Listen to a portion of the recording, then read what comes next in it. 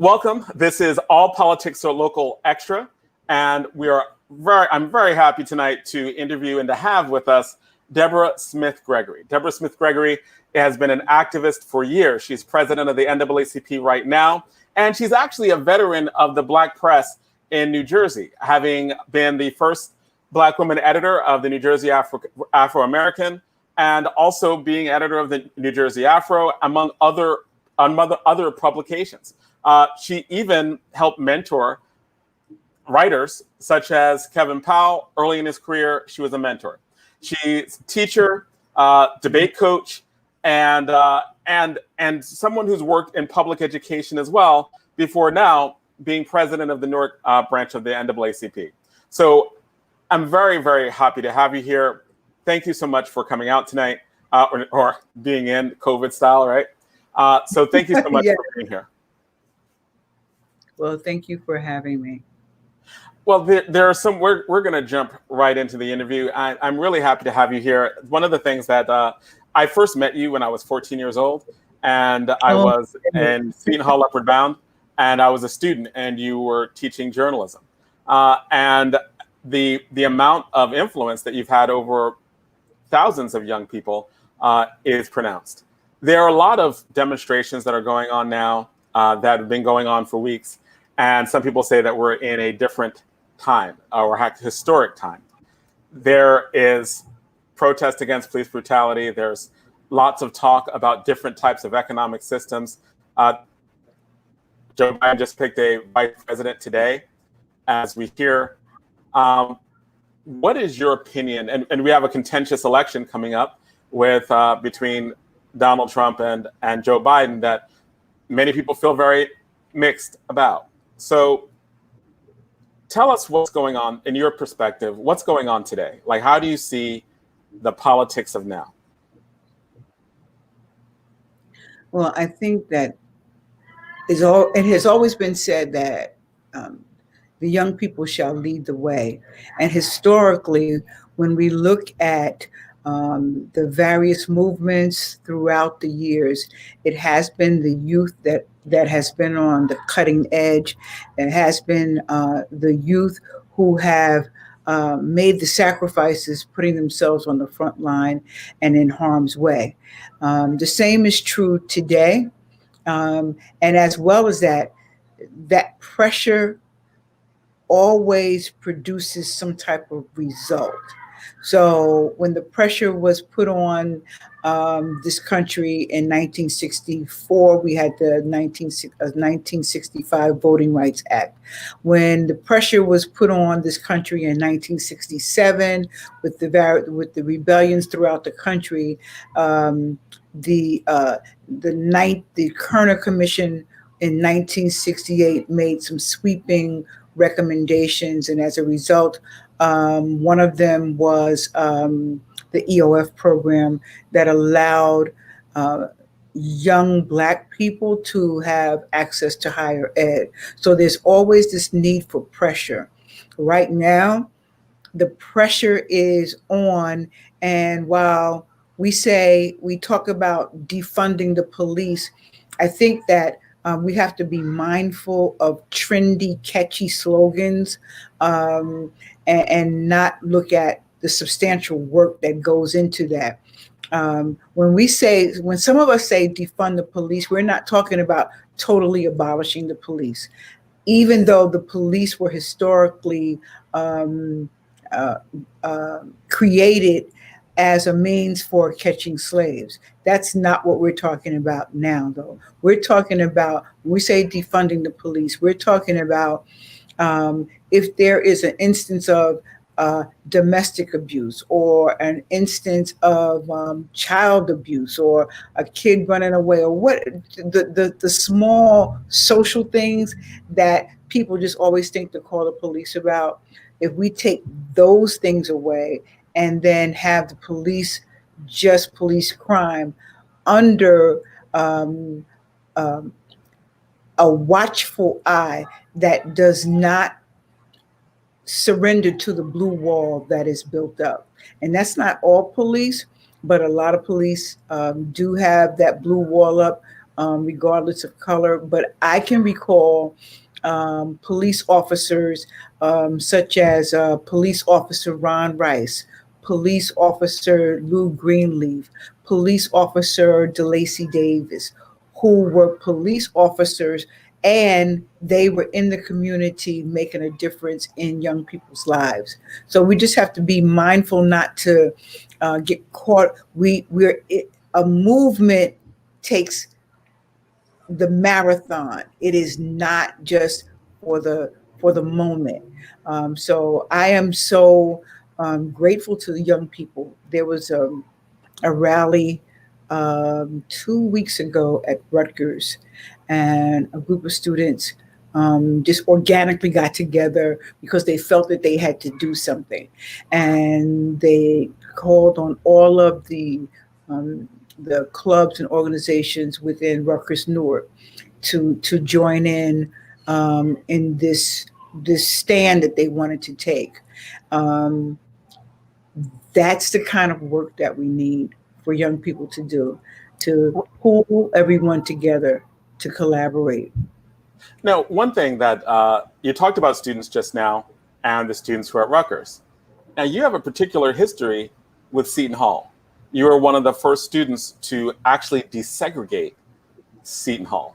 And tell us about that. What year was that? Because Seton Hall used to be an all-white school. And there's a story about how Seton Hall stopped being an all-white school. Like, what happened? About what year was that? And what was the history? I don't know that it's not still an all-white school. That was right after the 67 rebellion in 69. And there were about 200 primarily Black students who were accepted under the EOF program. And there were, say, 3,000 white students on the campus. During that time, we knew that we only had each other. And so we came up with ideas and ways to make sure that we could check in. We did have some casualties because most of us had not been around an all-white population. And so we had casualties of people having nervous breakdowns and not being able to deal with that. One of the ways that I dealt with it was for every white, so-called white course that I took, because that was the curriculum, I made sure that I took a Black course. So when I had sociology, I took Black sociology, psychology, Black psychology, literature, Black literature. And I went on and to the point that I actually wound up with a minor in African American studies. It didn't start out that way. It was more of a survival technique. We had to force the school to give us a Black Studies department. And we had some of the greatest minds in that department at that time. Gus Henningberg was a professor. Gil Noble was a professor. So we had great minds, and they poured into us and made us confident that no matter what was going on, that they had our backs. All we had to do was do our part, be in the classes, show up, have the confidence of knowing that, yes, we had a right to be there. And that's how many of us got through. But like I said, we had casualties, and of the 200, I'm not quite sure how many ultimately graduated, but it was a much smaller number, much smaller. And that allowed me to learn how to deal with white folks.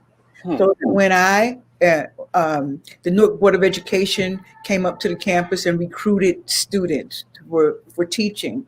And when I went to the Newark Board of Education and went to the predominantly white school of Barringer High School, which had a predominant white faculty, Black and Latino students, I was much better prepared to deal with the racist attitudes, the subliminal yet still racist attitudes that many of the teachers had towards blacks.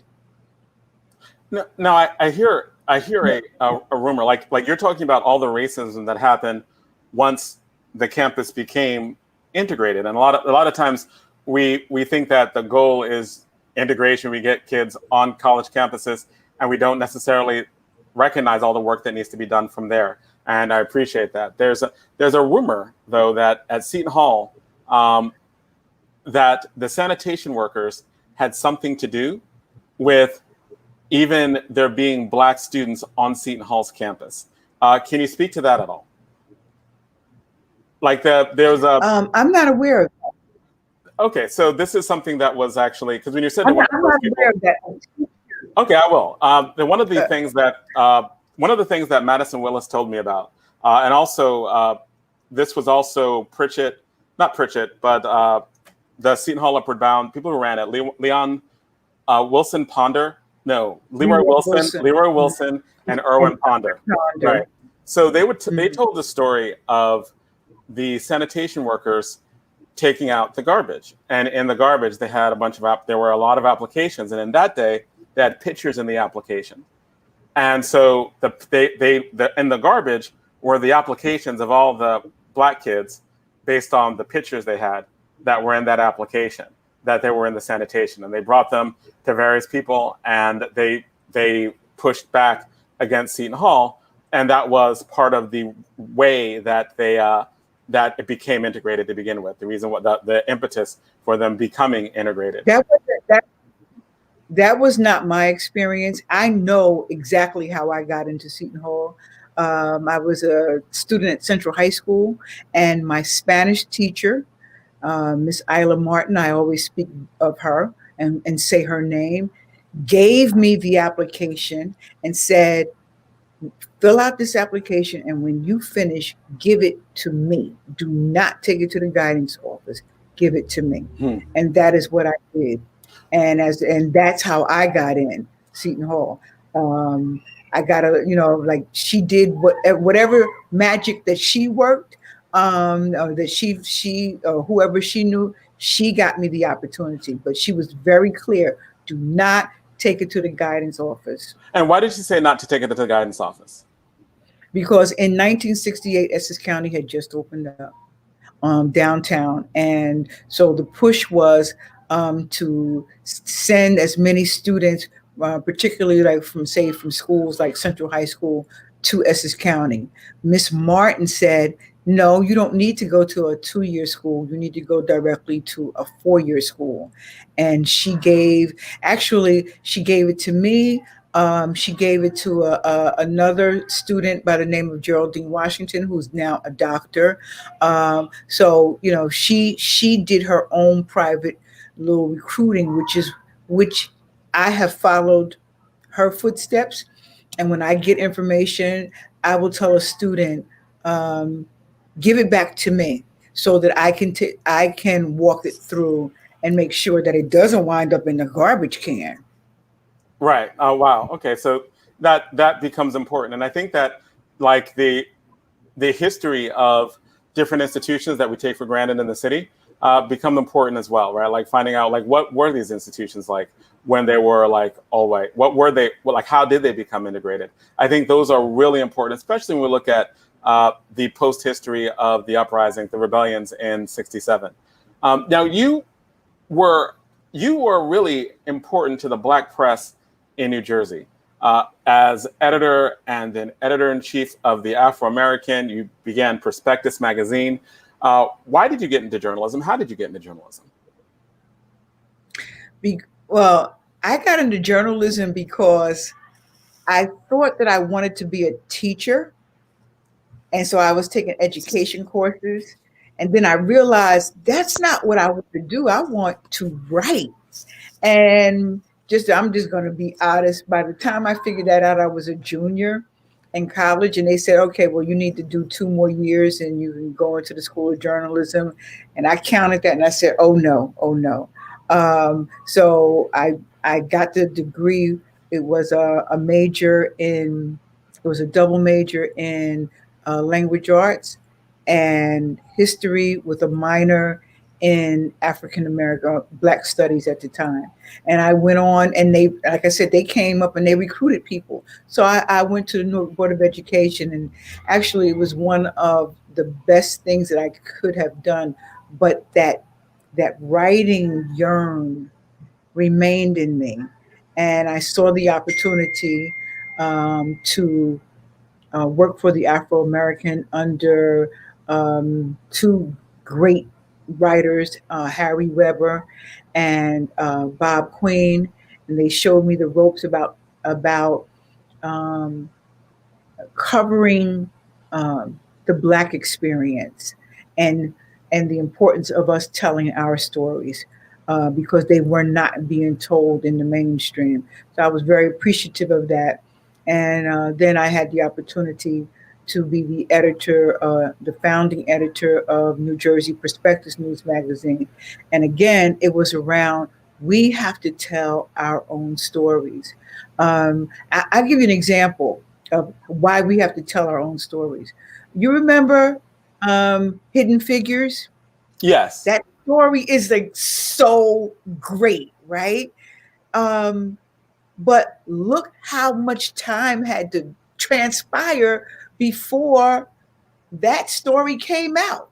Mm. And before the Katherine Johnson, she was in her 90s, for crying out loud, before she was recognized. And yes, they did name a building after her.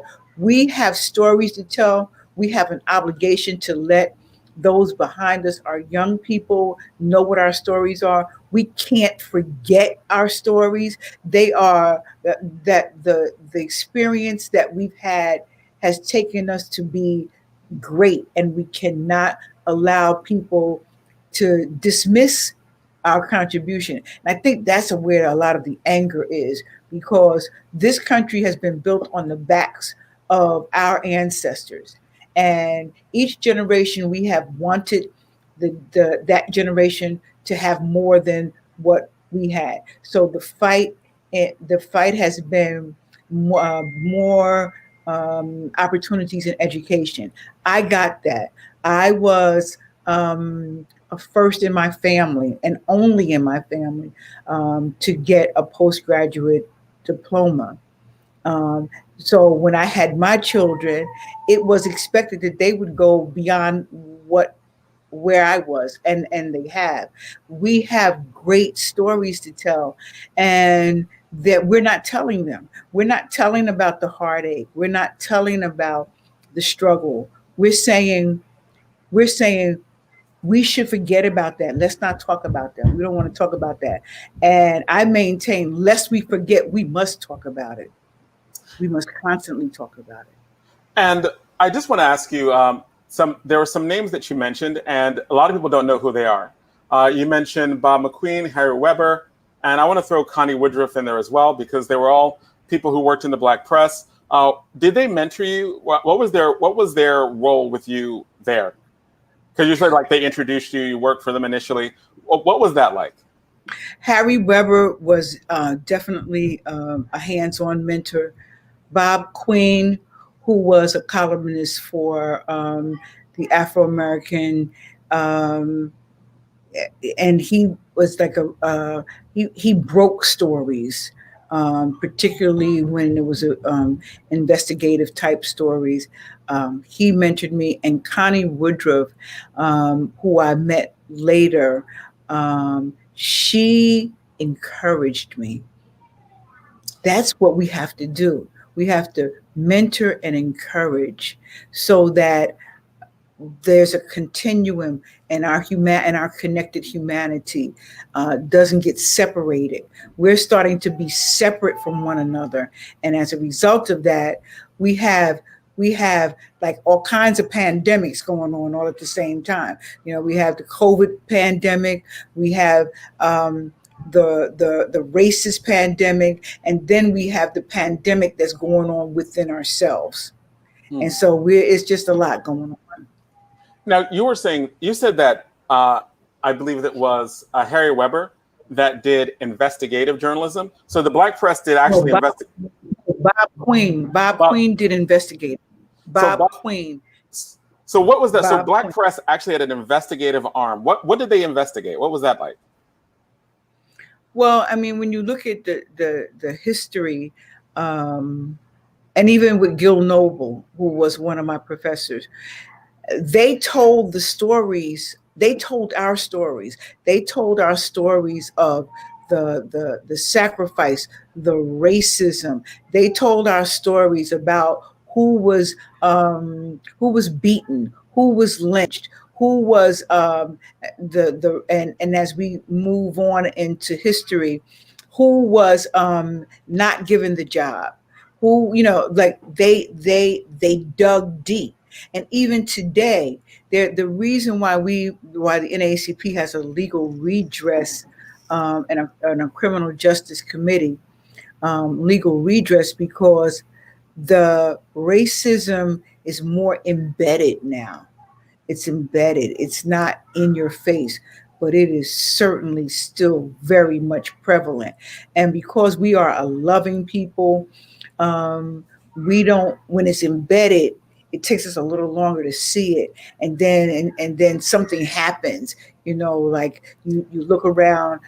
We have an instance where someone came to us and said that, you know, that everyone was getting extra hours to work this particular job except them, Wow. and they wondered why.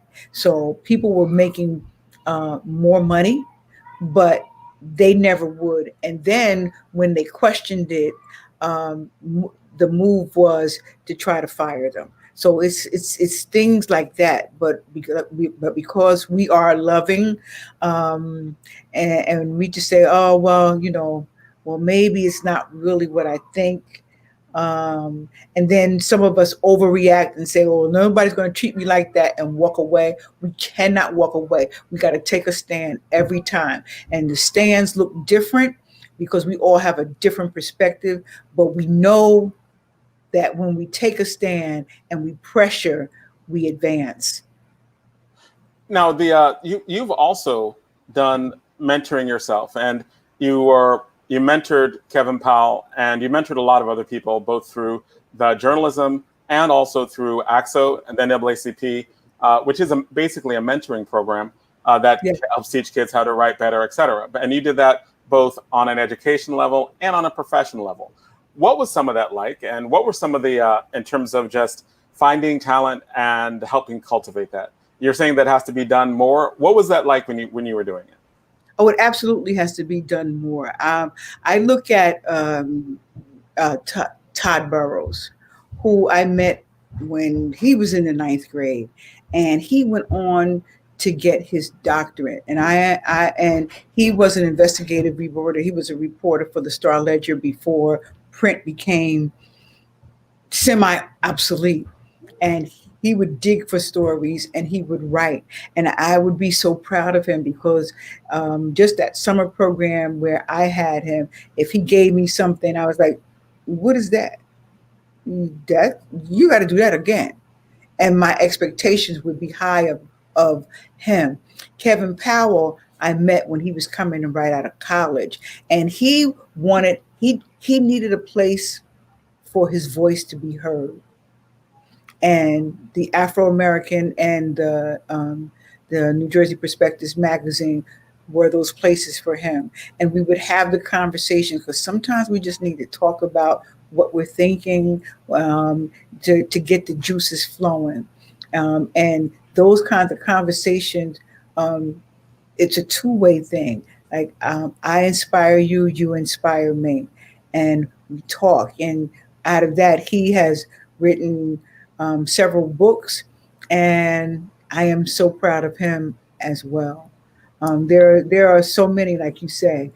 Some of them have become doctors. Some of them have become lawyers. Some of them have become scientists. There was a time when we could not rely on outside. We had to rely on each other. That was why the mutual aid societies work so well.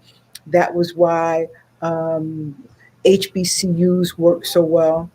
And then we kind of started separating ourselves away from that and saying, okay, well, I want to have, as W.B. Du Bois says, that that white ghost on the white ghost on our shoulder, that dual consciousness is like, yes, I know I'm black, but there's something right there that's saying, yes, but you want to go mainstream.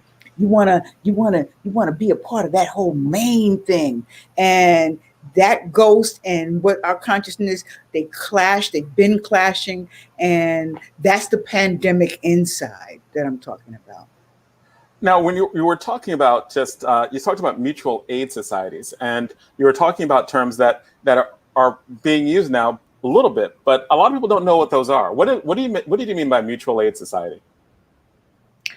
So if someone was in need of, let's say, like right now, the city of Newark and the Newark Board of Education have given away thousands and thousands and thousands of meals, but there was a time when the community would need to take care of those who were less fortunate, those who might have been disenfranchised. We had to do that and not necessarily depend on anyone else to do it for us. So we had to reach in community, do it in a community sense. There are We didn't know what adoption was, but we took in other people's children. I was taken in like that as someone else's child, to be called, a, the child of someone. So we did that for one another, just because that love, and we are loving. We had that, and we just took care of each other. Now, it's more like, um, it's more separate. It's more like, I'm do my thing and you do your thing, and the competitiveness has risen to a level that it does not serve us well as a people. Right now, when we look at the black press, it is much different than it was before. Like the black press used to be like mainstream publications that everyone knew about. Like we still have the Amsterdam News, we still have a few other publications. I believe in the South Ward, there's now the South Ward View. There are voices and there are publishers. What do you think in the age of the internet, where a lot of the investigative reporting happens by camera, looking at issues of police brutality? What is the role of a black press now in the age of the internet, when we have black Twitter? Is there a role for a black press? And if there Absolutely. is, what is that role? There absolutely is a role, and that role is digging to get the truth. Just because you read something on the internet does not mean it is true. The role of the black press is to tell the untold stories of people of color that would not make the mainstream. And it can't always be about a celebrity. The average working person, that person in the community that is an ordinary person doing extraordinary things, we need to find out about them. We need to know about the racism that's going on from our perspective. That is the role of the black press, to get the truth, to dig for the truth, to tell the truth, not to sugarcoat it over, but to tell it just like it is, on all sides. And to, most importantly, to tell our stories. Our stories are not being told. Even during this pandemic, and I watched it, the stories of heroism and courage, um, um, going above and beyond. We were doing that in our own ways, but we needed our press to talk about it. That's what we needed. The NAACP gave 1,000 face shields to University Hospital. Hmm.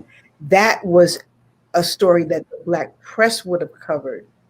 The mainstream press didn't see the value of the story. So we have to tell what we're doing so that we can be proud of ourselves and one another, and to know that we do have worth and value.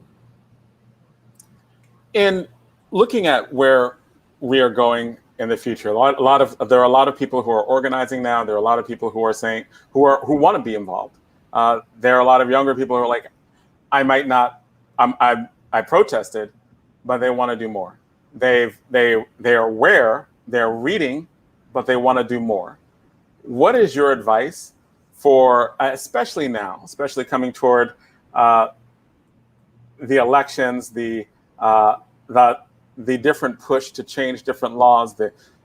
What would be your advice to kids now who want to make a difference but don't know how? Well, when I was at the Rutgers rally, I absolutely made a pitch for the NAACP to have a college chapter on that campus, because the NAACP, being 111 years old, has taught people how to organize, how to mobilize, and that those are tools that you can learn. So I definitely pitched that to them. And then I also said that everyone has a role that they can play. So the people who are protesting and they want to do more, I would say, think about what your passion is, the thing that makes you feel like when you talk about it, your eyes light up, or you just feel energized by the subject. So for some people, that might be civic engagement, where when you go out and you talk to people and you get them to register to vote, you feel really, really good about that. For other people, it may mean more on the inside, and taking on being a poll worker and working the polls. For someone else, it might mean really sitting at the table and being on the inside by running for office. For someone else, it might mean looking at how to influence legislation from the outside. So there's all different types of roles for all of us. The one role that we don't want to have is to be an armchair revolutionary, or a Instagram, Twitter, Facebook revolutionary, where we're standing on the sidelines and we're looking at folks doing things, and we're saying, "Oh, that's nothing," and bashing. That's the one thing that we don't want. Everyone has a role to play, and before we start dismantling what we see others doing, um, we need to do a reach out to see if there is a role. And it doesn't mean that every group that you get involved with, you're going to agree with. We have to learn how to disagree and still agree about philosophy, about principle, and get to work, because there's a lot of work that needs to be done. So I would tell the young people, what I would say to young people is that now is the time to get those to pressure um, elected officials to reduce student debt. If all of the college students just said, okay, look, that's what we're going to be about, and yes, we will vote, but we're going to vote for the people who will actually reduce student debt, so we won't be $300,000 in debt when we leave out of college. There, what kind of job can you get, and where you would not have that debt for the rest of your life? So just that by itself. And thank you so much, Deborah. We're coming toward the end of our time, but Okay. there is one question that I would like to ask you, because we talked a lot about stories, and we talked a lot about the importance of stories. So the question I want to end on with you is, what was either your favorite or most important story that you thought that you covered? It could be your favorite story, or it could be one of the stories that you thought was the most important. Which one was that? Like, tell us end off on telling us that story.